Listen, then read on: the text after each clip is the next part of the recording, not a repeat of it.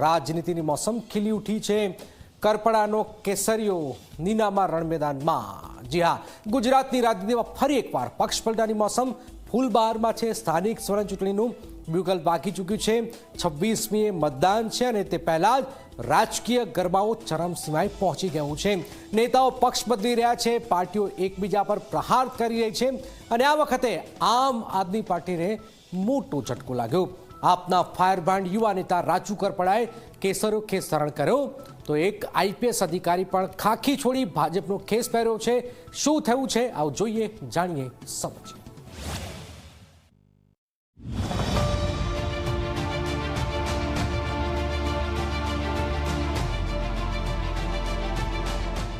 આમ આદમી પાર્ટીને ગુજરાતમાં મોટો ઝટકો લાગ્યો। પાર્ટીના ફાયરબ્રાન્ડ યુવા નેતા રાજુ કરપડા હવે ભાજપમાં સામેલ થઈ ગયા છે। અમદાવાદના કમલમ કાર્યાલયે વરિષ્ઠ નેતાઓની હાજરીમાં તેમણે કેસરીયો ખેસ ધારણ કર્યો।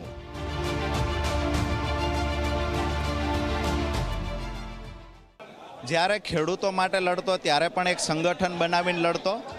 જ્યારે હું એક પાર્ટી, રાજકીય પાર્ટીમાં જોડાયો ત્યારે પણ ખેડૂતો માટેની લડાઈ લડતો। જ્યારે લડાઈ લડતા લડતા દિવસે દિવસે આગળ જતા ગયા એમ સમજાતું ગયું કે ખરેખર ખેડૂતના હિતમાં કાંઈ નિર્ણય લેવો હોય તો સરકારે લેવો પડશે ને એ સરકારની સામે બાયો ચડાવવા કરતાં સરકારની સાથે રહી અને ખેડૂતના હિતમાં નિર્ણય લે એવી લાગણી, અપેક્ષાઓ હોય। હું એવું માનું છું વિપક્ષમાં રહીને રોજે રોજ આંદોલનો કરીને ઘર્ષણ ઊભા કરવા એના કરતાં બેટર રહેશે કે સરકારની સાથે રહીને ખેડૂતના હિતમાં નિર્ણય લેવાય। માત્ર કરપડા જ નહીં પરંતુ અમૃત મકવાણા, નીતિન પટેલ, કેડી ઝાલા, રાજેન્દ્રસિંહ રાઠોડ અને ધીરુભાઈ મેલાલિયા સહિતના આગેવાનો પણ ભાજપમાં જોડાઈ ગયા।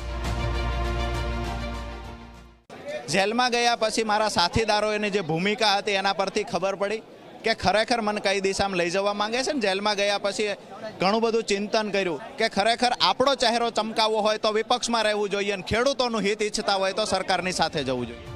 આ જોડાણને ભાજપ માટે મોટું સંગઠનાત્મક બૂસ્ટ મનાઈ રહ્યું છે। ખાસ કરીને સ્થાનિક ચૂંટણી પહેલા જ આ એન્ટ્રીને ગેમ ચેન્જર ગણવામાં આવી રહી છે। હું તો જે દિવસે જાહેર જીવનમાં આવ્યો ત્યારથી ટિકિટ વાળી લાઈનમાં હતો જ નહીં। લડવાનું એ પાર્ટીમાં હતો તે દિવસે પાર્ટીએ નક્કી કર્યું હતું ને અહીંયા શું તો આ પાર્ટી નક્કી કરશે। જે પાર્ટીમાં છીએ ત્યાં વફાદાર સૈનિકની ભૂમિકા અદા કરવી એ મારું કામ છે। લડાવવા, લડવું, શું કરવું એ પાર્ટીનો નિર્ણય છે। આગામી દિવસોમાં વફાદાર સૈનિક તરીકે રાજુ કરપડા ત્યાં પણ હતો ને અહીંયા પણ વફાદાર સૈનિકની ભૂમિકા અદા કરશે। આપ તરફથી પણ જવાબ આવ્યો કે પ્રવીણ રામે આ સમગ્ર ઘટના લઈને અલગ જ દાવો કર્યો છે। જેલમાં જ આ ખેડૂતના આંદોલનનો સોદો થઈ ગયો હતો। ખેડૂતો સાથે વિશ્વાસઘાતની જેલમાંથી જ શરૂઆત થઈ ગઈ હતી અને છતાં પણ મારા પરમ મિત્ર અનેક મજા આવે એવા અલગ અલગ આક્ષેપો કરતા હતા, પરંતુ આજે જ્યારે કેસરીયો ધારણ કરી રહ્યા છે ત્યારે તમામ આક્ષેપો પાયાવિહોણા સાબિત થાય છે અને ગુજરાતના ખેડૂતોને પણ આજે વાતની પ્રતીતિ થશે કે ક્યાંક અને ક્યાંક આમ આદમી પાર્ટી સામે થયેલા આક્ષેપો તદ્દન ખોટા હતા। આ બધાની વચ્ચે વધુ એક મોટી એન્ટ્રી ભાજપમાં થઈ। આઈપીએસ અધિકારી મનોજ નીનામાએ પણ પોતાની નોકરીમાંથી રાજીનામું આપી ભાજપમાં જોડાઈ ગયા। અરવલ્લીમાં મંત્રી પીસી બરંડાની હાજરીમાં તેમણે કેસરીયો ધારણ કર્યો અને હવે તેઓ અરવલ્લી જિલ્લા પંચાયતની ઓડ બેઠકથી ચૂંટણી લડવા જઈ રહ્યા છે। ઓડ જિલ્લા પંચાયત માટે ભાજપના ઉમેદવાર તરીકે મારી પસંદગી કરવામાં આવી છે, તો એના માટે પણ હું સમગ્ર ટીમનો ખૂબ ખૂબ આભાર માનું છું। અને આ જે વિસ્તાર છે એમાં ઓડ જિલ્લા પંચાયતમાં 5 તાલુકા પંચાયતનો સમાવેશ થાય છે અને ખૂબ જ અંતરિયાળ વિસ્તાર છે।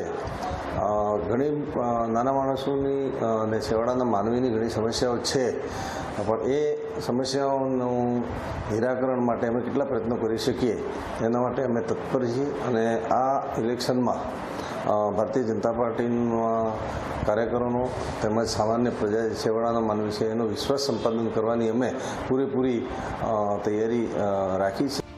તો ચૂંટણી પહેલા પક્ષ પલટાનો સિલસિલો જોર પકડતો જાય છે। પ્રશ્ન એ છે કે આ રાજકીય અદલાબદલી મતદારો પર કેટલો પ્રભાવ પાડશે અને કોને મળશે ફાયદો? 28 એપ્રિલ સુધી રાહ જોવી જ રહી। Bureau report, Zee media.